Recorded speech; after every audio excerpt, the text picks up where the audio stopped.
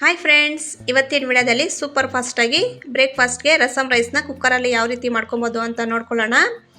ಒಂದು ಪಾತ್ರೆಗೆ ಸ್ವಲ್ಪ ಜೀರಿಗೆ, ಮೆಣಸು, ಮೆಂತೆ ಹಾಕ್ಬಿಟ್ಟು ಸ್ವಲ್ಪ ಬೆಚ್ಚಗಾದ್ಮೇಲೆ ಮಿಕ್ಸಿ ಜಾರ್ಗೆ ಹಾಕ್ಬಿಟ್ಟು ಪುಡಿ ಮಾಡ್ಕೊಳ್ಳೋಣ.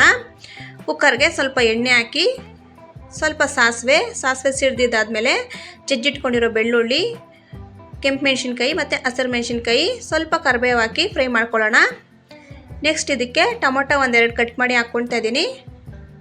ಸ್ವಲ್ಪ ಅರಿಶಿನ, ಪುಡಿ ಮಾಡಿಟ್ಕೊಂಡಿರೋದು ಹಾಕ್ಕೊಂಡು ಸ್ವಲ್ಪ ಫ್ರೈ ಮಾಡ್ಕೊಳ್ಳೋಣ. ನಂತರ ಇದಕ್ಕೆ ಒಂದು ಹಿಡಿ ಆಗೋಷ್ಟು ತೊಗರಿಬೇಳೆ ಹಾಕ್ಕೊಳ್ತಾ ಇದ್ದೀನಿ. 2 ಗ್ಲಾಸ್ ಆಗೋಷ್ಟು ಅಕ್ಕಿ ಹಾಕ್ಕೊಂಡು ಒಂದ್ಸಲ ಮಿಕ್ಸ್ ಮಾಡ್ಕೊಳ್ಳೋಣ. ಯಾರೆಲ್ಲ ಈ ವಿಡಿಯೋ ನೋಡ್ತಿದ್ದಾರೋ ಪ್ಲೀಸ್ ಈ ವಿಡಿಯೋಗೆ ಒಂದು ಲೈಕ್ ಕೊಡಿ. 2 ಗ್ಲಾಸ್ ಅಕ್ಕಿಗೆ 4 ಗ್ಲಾಸ್ ಆಗೋಷ್ಟು ನೀರನ್ನ ಹಾಕ್ಕೊಳ್ತಾ ಇದ್ದೀನಿ. ನಂತರ ಇದಕ್ಕೆ ಹುಳಿಗೆ ಹುಣಸೆಹಣ್ಣು ರಸ ಹಾಕ್ಕೊಳ್ತಾ ಇದ್ದೀನಿ. ರುಚಿಗೆ ಉಪ್ಪು ಹಾಕ್ಬಿಟ್ಟು ಒಂದ್ಸಲ ಮಿಕ್ಸ್ ಮಾಡಿ ಕುಕ್ಕರ್ ಲಿಡ್ನ ಕ್ಲೋಸ್ ಮಾಡ್ಕೊಳ್ಳೋಣ. ಕುಕ್ಕರ್ ಲಿಡ್ನ ಕ್ಲೋಸ್ ಮಾಡಿ 1-2 ವಿಜಿಲ್ ಬರ್ಸ್ಕೊಂಡ್ರೆ ಸಾಕು.